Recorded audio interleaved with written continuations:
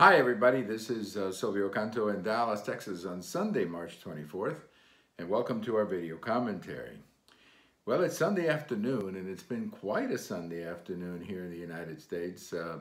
First of all, the Attorney General wrote a letter summarizing the Mueller report.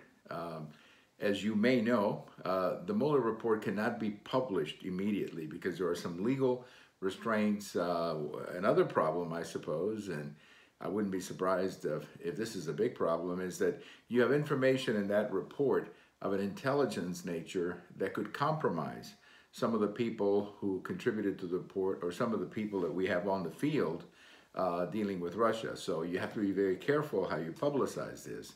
But the bottom line is that the Attorney General has basically said two things: no collusion, absolutely no collusion, and the Mueller report did not report any or do a finding on obstruction of justice.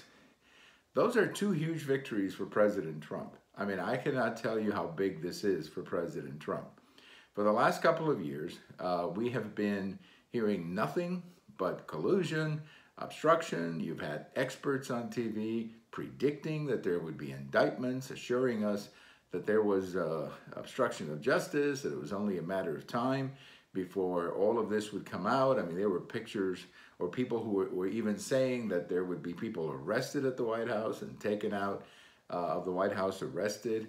None of that's going to happen. None of that is going to happen because, as we now know, there was no collusion and there won't be any obstruction. Now, what are the Democrats going to do, and some of the critics in the media are going to do? The Democrats need to be very careful at this point because, you know, there's a certain amount of what I would call Trump investigation fatigue. People are just sick and tired of it. You know, at some point, you either have evidence or you don't. And if you don't, it's time to move on. Now, the people in the media are in an even worse situation because, you know, you expect people in the media to be at least balanced in their coverage, and many of them were not. I'm not saying all of them, but I think there's a good chunk of them who frankly need to be honest, in some cases resign, or maybe in some cases at least admit that they were completely wrong with all these experts about Trump. So the Mueller report is in, the findings are out, and I think it's time for us to move on. And, you know, I just watched President Trump a few minutes ago, and he's got a point. He's got a point. No president should be put through this. No president of the United States, I don't care who's a Republican or Democrat, should be put through this. But he was. He was to a large extent because of Trump derangement syndrome.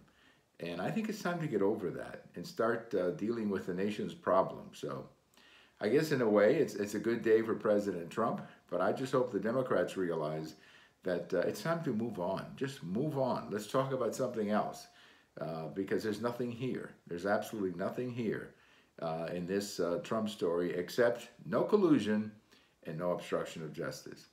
Well, thank you for watching. We have all of these on YouTube, on Twitter, and on my blog. And if today is your birthday, happy birthday. And by the way, I just want to make one quick point. As I usually do on Sunday nights, I'll be talking to my friend Bill Katz, the editor of Urgent Agenda, and I'm sure we're going to get into this topic to some extent. So the show will appear on my blog, on tweet, on my special Facebook page later today. And I'm sure we're going to spend a lot of time talking about the findings of the Attorney General. Thank you for watching. We'll talk to you later. Bye-bye.